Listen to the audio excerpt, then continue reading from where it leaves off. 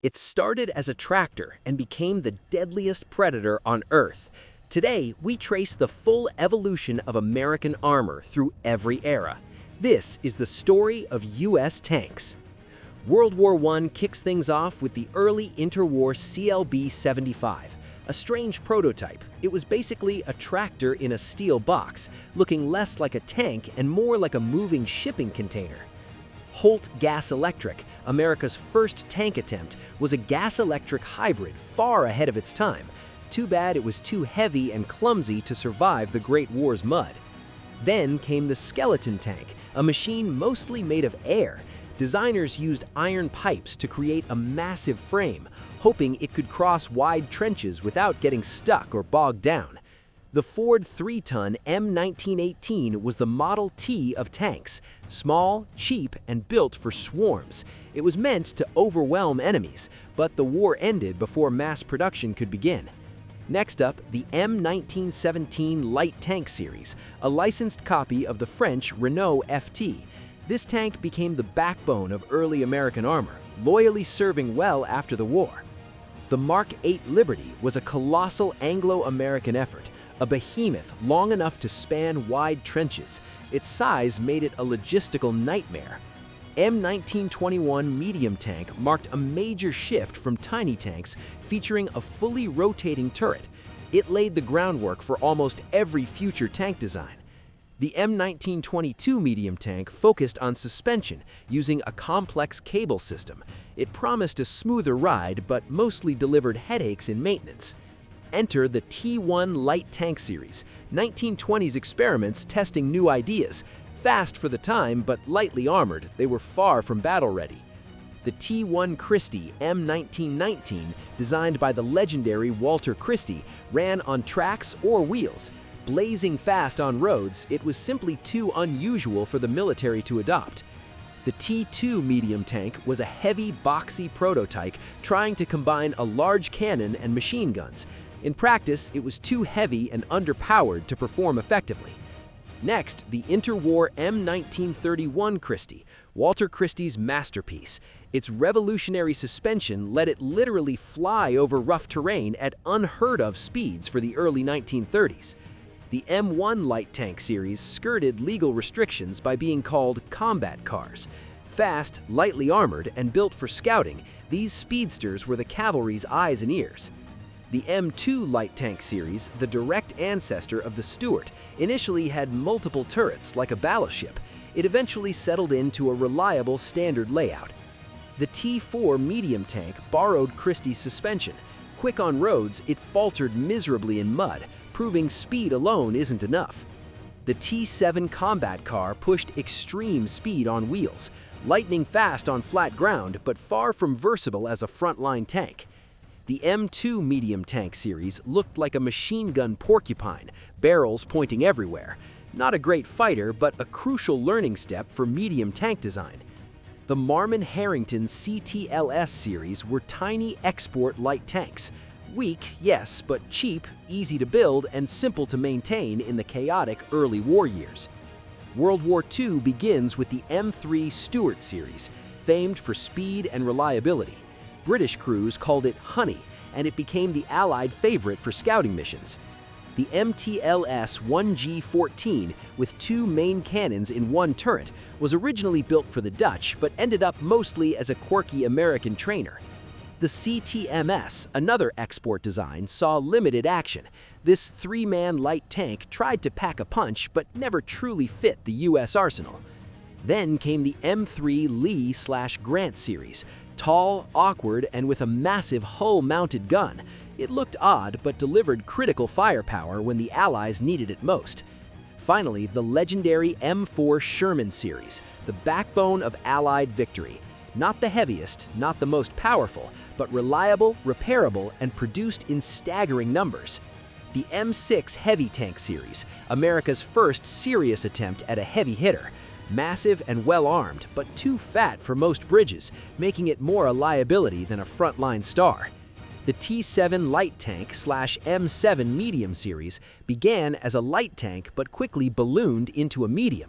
It couldn't compete with the Sherman, so the project was quietly canceled. Next, the T-20, T-22, and T-23 Medium Series, experimental Sherman replacements. With lower profiles and advanced transmissions, they laid the groundwork for the next generation of American armor. Then came the M5 Stuart Series, a light tank upgrade with twin Cadillac engines. Fast as lightning, it remained useful long after heavier armor made older light tanks obsolete. The M22 Locust, tiny enough to be delivered by a glider, was meant to support paratroopers, but its paper-thin armor made it dangerously vulnerable once it hit the ground. The T-14 Heavy Tank, a British-American project, aimed to create an unstoppable assault machine. Only a handful were built before mobility proved more important than brute force. Enter the M24 Chaffee, a giant leap forward. With a powerful 75mm gun and silky suspension, it became a highly effective scout and fighter. The M26 Pershing series finally gave America a tank that could go toe-to-toe with German Tigers. Arriving late to the war, it proved itself as a formidable modern design. The T-26 E4 Super Pershing, an experimental Pershing variant, introduced an oversized gun that caused significant balance issues, but wow, could it punch! The T-28/T-95 Super Heavy Tank, less a tank, more a moving fortress. Incredibly slow, it needed 4 sets of tracks just to carry its enormous weight and armor. The T-29 Heavy Tank series was designed to hunt King Tigers. Boasting a massive turret, it never saw combat, but its design DNA influenced countless Cold War tanks. The T-30 Heavy Tank, packing a monstrous 155mm gun, was all about demolition, destroying the toughest enemy bunkers with sheer firepower. The T-32 Heavy Tank series, essentially a Pershing on steroids, same base but thicker armor and a long-range cannon built for sniping. The T-34 Heavy Tank, the final post-war heavy tank evolution, mounted a converted anti-aircraft gun with fearsome armor-piercing capability. Early Cold War and Korea brought the M46 Patton series, the first tank named after the legendary general. An improved Pershing with a stronger engine, it became the Korean War's main battle tank. The T-41 light tank, an experimental scout, evolved into the Walker Bulldog. Fast, agile, and light enough to be dropped from an airplane, it set the standard for Cold War light armor. The M41 Walker Bulldog series became a crew favorite worldwide, agile, easy to drive, and packing a surprisingly punchy gun. The T-42 medium tank was meant to replace aging mediums. The heel was mediocre, but the turret was so good it was reused for the M47 Patton. The M47 Patton series was a hybrid Frankenstein, a new turret on an older hull rushed into production at the height of the Cold War. The M58 Patton series was a completely new design, an icon of the Vietnam era. Its rounded turtle hull and turret offered excellent protection. The T-54 Medium series tried to fit a massive gun into a medium chassis using an oscillating turret, a clever way to maximize firepower without making the tank enormous. The T-69 medium tank pushed innovation further, a bobbing, oscillating autoloader with turret, part of an experiment to automate tanks and shrink crews. The T-92 light tank, ultra-low profile and designed for parachute drops, looked straight out of sci-fi. Ultimately, it was canceled in favor of more practical designs. The T-95 medium tank series was a high-tech playground for smooth-bore guns and composite armor. Many of its innovations would later end up in the legendary Abrams. The M103 heavy tank series was the final American heavy tank. Built to snipe Soviet armor from long range, it wielded a monstrous 120mm cannon. Finally, the T-57 heavy tank, an experimental design with a strange oscillating turret meant to rapid-fire heavy shells. Ambitious, but the technology was just too complex to work. The T-58 heavy tank, even bigger than its predecessors. This prototype packed a monstrous 155mm gun in an oscillating turret, a true heavyweight champion. Then the T-110 heavy tank series, design studies that tried to cram a heavy tank into a small package to fit through tunnels. Ambitious engineering and just a little claustrophobic. Late Cold War and Vietnam era kicks off with the M60 Patton series, the workhorse and America's first true main battle tank. It served for decades, constantly upgraded to meet evolving threats. The M551 Sheridan, light, air-droppable, and firing both shells and missiles from an aluminum hull, essentially a soda can with a gun, fast, mobile, and surprisingly lethal.